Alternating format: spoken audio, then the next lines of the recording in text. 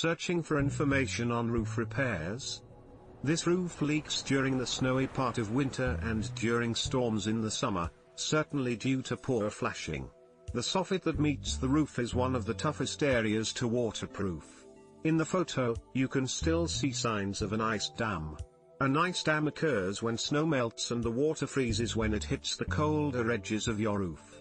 Eventually, water pools behind the dam and works its way back up under the shingles and under the soffit until it finds an opening through the roof.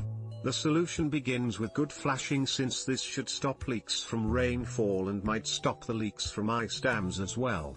Begin by removing the shingles down to the wood sheathing and slip a strip of adhesive ice and water barrier, available where roofing repair products are sold, under the soffit/main roof joint. Depending on how the roofs join, you may have to cut a slot to work it in far enough. It should overlap another piece of ice and water barrier laid below, all the way down to the roof edge. This should cover the most leak-prone areas. Then re-shingle, sliding metal step flashing behind the fascia board, the trim behind the gutter. Contact our company as soon as possible for more information on roof repairs.